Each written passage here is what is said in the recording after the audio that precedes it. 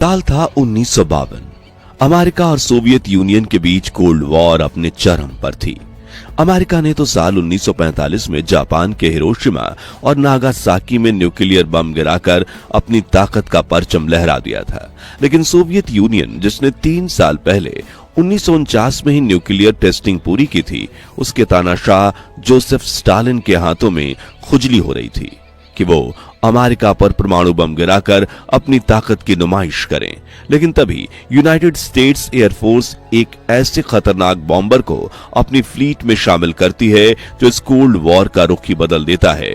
यह विशालकाय जंगी दानव हजारों टन गोला बारूद लेकर दुश्मन के घर में घुस सकता था और प्रलय मचा सकता था। इसकी रफ्तार इतनी तेज थी कि हवाओं को चीरते हुए चंद घंटों में अमेरिका से रूस का सफर तय कर सकता था, और इसमें न्यूक्लियर बम ले जाने की भी ताकत थी।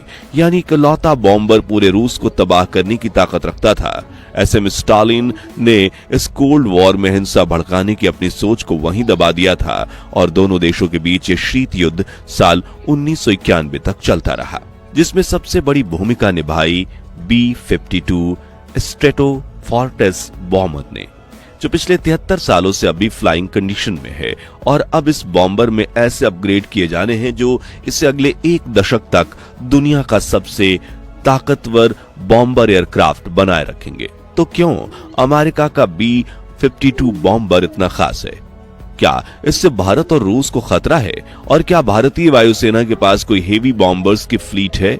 जानेंगे इस दिलचस्प वीडियो में, लेकिन उसके पहले प्लीज आप चैनल को सब्सक्राइब कर दीजिए। कहानी की शुरुआत होती है सन 1940 के दशक से, जब अमेरिकन कंपनी बोइंग के B-17 फ्लाइंग फोर्ट्रेस नाम के बॉम्बर ने द्वितीय विश्व युद्ध में तहलका मचा दिया था। इन बॉम्बर्स ने जर्मन, इटली और जापान जैसे एक्सिस देशों की नाक में दम कर रखा था। यह आसमान में उड़ता हुआ हथियारों का जखीरा था जो दिन रात दुश्मनों पर बम बरसाता था। लेकिन वक्त बदल रहा था। वर्ल्ड वॉर 2 के खत्म होते ही दुनिया 2 हिस्सों में बंट गई। अमेरिका और सोवियत यूनियन एक समय पर साथ मिलकर द्वितीय विश्व युद्ध लड़ रहे ये दोनों देश अब एक दूसरे की ताकत को चुनौती देने में लगे थे। और तभी अमेरिका को जरूरत थी एक ऐसे बॉम्बर की जो न सिर्फ दुश्मन पर हमला करे, बल्कि उसे ये सोचने तक ना दे कि हमला कब और कैसे हुआ। यहीं से जन्म होता है B-52 स्ट्रेटोफोर्ट्रेस बम वर्षक बनाने के आइडिया का। दरअसल बम वर्षक या हेवी बॉम्बर्स ऐसे विशालकाय एयरक्राफ्ट्स होते हैं जिनमें laser guided bomb, missiles, automatic machine gun और कैनन जैसे हथियार फिट होते हैं। वे भी हजारों किलो गोला बारूद के साथ, जिन्हें एयरक्राफ्ट में सवार ऑपरेटर्स ऑपरेट करते हैं और दुश्मन देश की हवाई सीमा में दाखिल होकर उन पर बम गिराते हैं। खैर, B-52 बॉम्बर के लिए यूनाइटेड स्टेट एयरफोर्स ने बोइंग को सबसे पहले 3 मेन रिक्वायरमेंट्स का टारगेट दिया था। ये 500 किलोमीटर प्रति घंटे की रफ्तार से उड़ना चाहिए, 34,000 फीट की कॉम्बैक्ट हाइट यानी उतनी ऊंचाई से हमला करने की ताकत होनी चाहिए, और बिना एरियल रिफ्यूलिंग के 8,000 किलोमीटर का सफर तय करने के काबिल होना चाहिए, क्योंकि अमेरिका से रूस करीब इतना ही दूर था। इसके अलावा इसमें 20 किलोमीटर की कैनन लगी होनी चाहिए और ये 4500 किलोग्राम गोला बारूद ले जाने के काबिल होना चाहिए। लेकिन कुछ ही महीनों में स्पीड और डिस्टेंस के रिक्वायरमेंट को और ज्यादा बढ़ा दिया गया, जिसने बोइंग के वैज्ञानिकों की रातों की नींद उड़ा दी। लेकिन उन्होंने इस चैलेंज को एक्सेप्ट किया और ऐसा बीस्ट बॉम्बर बना दिया जिसे देख रूसी तानाशाह जोसेफ स्टालिन के पैरों तले जमीन खिसक गई। इस बॉम्बर में टर्बो जेट इंजन की जगह टर्बो प्रॉप इंजन लगाए गए ताकि ईंधन का इस्तेमाल कम हो, और इस सबसोनिक एयरक्राफ्ट के विंग्स इतने बड़े बनाए गए जिससे एक विंग में नॉर्मल साइज का एयरक्राफ्ट ही समा जाए। फिर इन विंग्स पर 2-2 की जोड़ी में कुल 8 इंजन लगाए गए।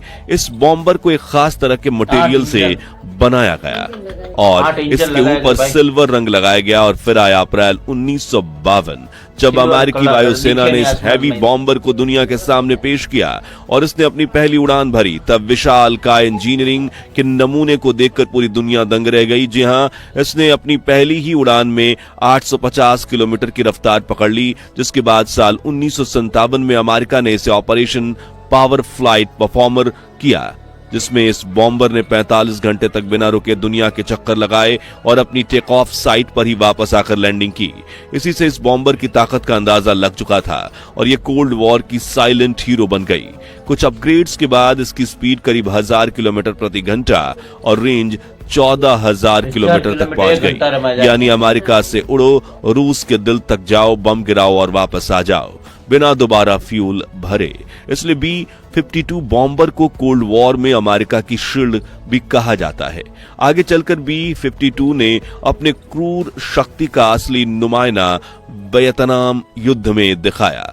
दरअसल अमेरिका ने इस बॉम्बर के जरिए ऑपरेशन लाइन बैकर और लाइन बैकर 2 जैसे मिशन चलाए, जिसमें सैकड़ों टन बम वियतनाम की धरती पर गिराए गए। इन ऑपरेशंस में इतने बम बरसाए गए कि लोग कहते हैं कि वो जंगल आज भी कांपते हैं B-52 की गूंज से। फिर आया साल 1991 जब इराक के तानाशाह सद्दाम हुसैन सबक सिखाने अमेरिका ने ऑपरेशन डेजर्ट स्टॉर्म शुरू किया, जिसमें B-52 बॉम्बर ने 35 घंटे की नॉन स्टॉप उड़ान भरी और इराक की मिलिट्री बेस, हथियार की डिपो और तेल के ठिकानों को तबाह कर दिया।